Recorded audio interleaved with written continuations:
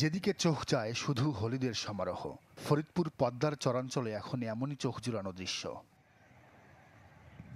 যেসব কৃষিজমিতে আগে শুধু বোরো ধান চাষ হতো, সেগুলো দখল করে নিয়েছে বাড়ি 11, 14 ও 9 জাতের সরিষা। আছে স্থানীয় মাঘি ও রাই সরিষাও। আমরা তো সর্ষে খাত করছি, মাঘি সর্ষে, এটা ফলনটা খুব ভালো দিছে।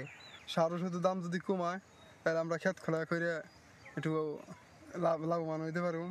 কৃষকরা বলছেন স্বল্প জীবনকালের কারণে আগাম জাতের সরিষা চাষে ঝুঁকছেন তারা। দ্রুত ফলন ওঠায় একই জমি পরিণত হচ্ছে 3 ফসলিতে।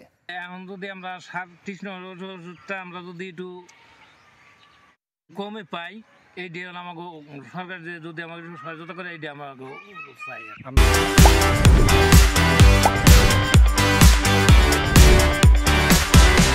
আমরা সরকারের কাছে দাবি করি এই কীটনাশক সার এগুলির দামটা একটু কমায় যায় আমাদের কৃষকের পাশে থাকার জন্য, যাতে আমরা একটু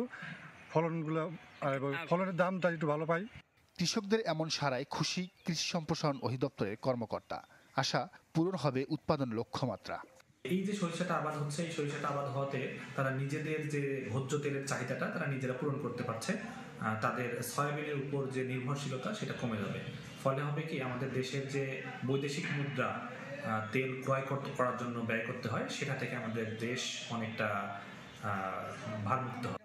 সরিষার ফলন ওঠার পরপরই সব জমিতে আবাদ হবে হালি পেঁয়াজ, বোরো ধান ও নাবি জাতের ভুট্টা।